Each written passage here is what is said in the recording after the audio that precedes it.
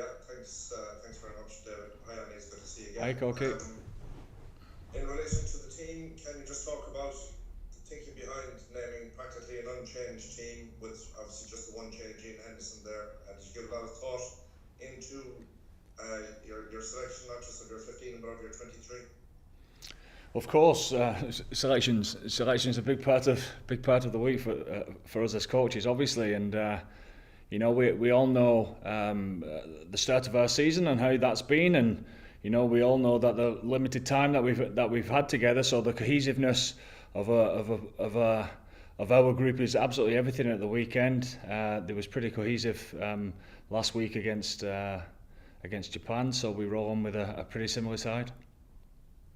And what are the areas that you're looking for in terms of improvement for the game this coming weekend? In all areas, Corky, as ever. We're coming up against a different beast. We know that. It's the challenge that we get excited about. We find out a lot about ourselves this weekend, and we embrace that and walk towards it. And if I could just squeeze another question, your impressions of the New Zealand team and what you expect from them. Well, I think it's full bore, isn't it? It's very experienced. It's a similar side that we felt that we came up against in the World Cup, certainly in the front five, etc.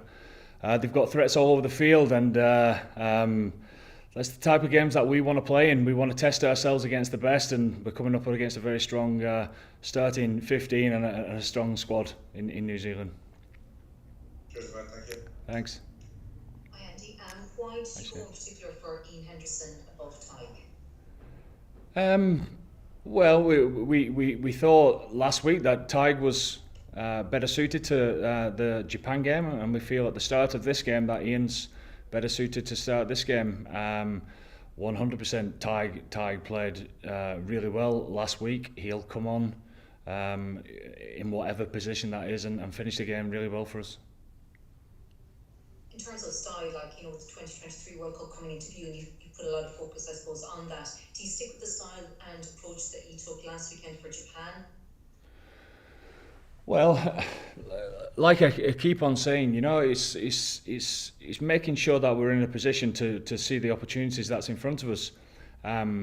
What we do know against the best team in the world, there'll be limited chances, so we've got to see those chances, be in position early to be able to execute those decisions that are in front of us. And the one thing that has to happen against the best team in the world, when you get your chances, you have to take them.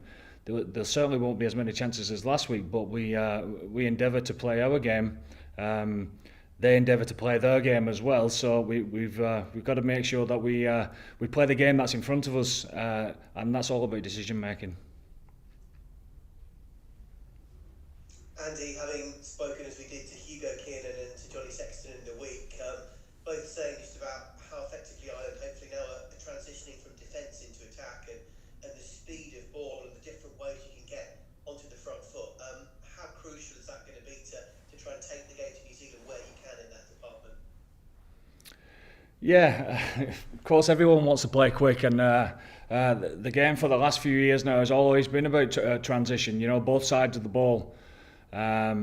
So it's the speed of thought, it's the speed of what we can get set, and as a unit across the field. And we're actually playing against the masters at that type of game, So we want to test ourselves against the best. And Andy, you obviously as a player in rugby league and rugby union, as an assistant coach and now a head coach, you've had so many battles, haven't you, with New Zealand over the years. What does this nation, this rivalry, this fixture mean to you over the years, culminating in this weekend? Like it always has been, it's a privilege. We're unbelievably fortunate to get the opportunity to play them 4 times this year. At the end of this year, we go on a tour that's going to test us to the hilt, really. We'll learn a lot about ourselves this weekend and throughout the season, and we'll certainly learn a hell of a lot on the tour to New Zealand, because that will be the ultimate tour, really. So it's a privilege to play against the best. As I said before, we should embrace that. walk towards it and keep pushing ourselves. Very best of luck. Thank you. Andy, can I just ask you as well about Jameson Gibson Park, obviously continuing at 9, and what were your reasons in terms of between him and Conor Murray for the starting spot? Oh, we thought Jameson played really well and deserves another shot at starting. As I said last week, he's more comfortable in his own skin at this level now. His maturity and his leadership has gone through the roof at this type of level, and I thought he had an excellent game last week, so he gets the chance again. And just there's lots of links, I suppose, between the squads, isn't there now, between Jameson Gibson Park, James Lowe, John Plumtree, Greg Feek. There's lots of links and maybe some information that the coaches who have been here might be aware of. Well, I suppose that Fiki would be the last person that left our camp, and he was around it for a long time. He knows the players inside out. He knows me probably inside out as well. So I suppose they've got more information than we would have of them. But look, like we always say, the game takes its own course, and it's who can adjust the best on the day. Hi Andy. How you doing? Not too bad, thank you. Thanks for your time. No problem. It might be an obvious question given what you've already said and also the fact that New Zealand are top of the world rankings, but is this the biggest test of your team since you became head coach? Oh look, we play this game this week, and I said before that it's a privilege to test yourself against the best. We'll learn a lot about ourselves through the week, and then we'll review the game, and like we always do. And I suppose the next week against Argentina will be another big challenge along the way. So look, it is what it is for our guys. I mean, he's what a time to be alive, he's to be an Irish rugby player, to get the opportunities to play in front of a full house against the best team in the world. This is where you want to be. So we've had a good week's training. We'll keep on preparing that way. Thank you. Andy, Daniel Fontaine from Television New Zealand's One News. Hi there. I know you touched on it lightly, but what is the key to shutting down the All Blacks? It's the key to every game, to try and dominate every game. I mean, there isn't much of a weakness, is there? The set piece is very strong. I think the defences are certainly improved. They're a lot more aggressive, a lot more up and in. You've seen a lot of intercepts from them. They can play a tight game. That's very challenging within the forwards. So you've got to win the physical battle up front. They can play through you. They can play around you, and their attacking kicking game is there for all to see. So you can't lose any moment whatsoever. If you lose any moment against the Kiwis, you get burnt. And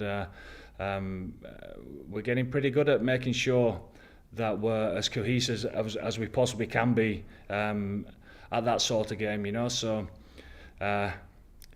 when it all comes down to it, I suppose we need to be at our best together, at our best. And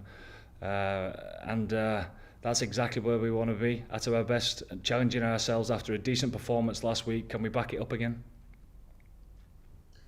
You shut them down well when you helped coach the Lions in 2017. Is it all about the rush defence?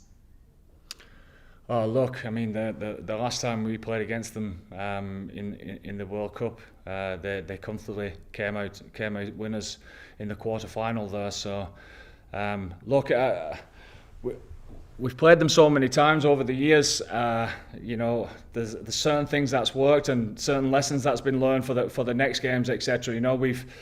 We've won games where we have been able to pressure them. They've won games when they've been physical through the middle against us. They've also won games where they played more of their own style in the quarter final, where they played an expansive type of game, and their attacking kicking game and territorial game was on top that week. So I suppose this game will have its own story.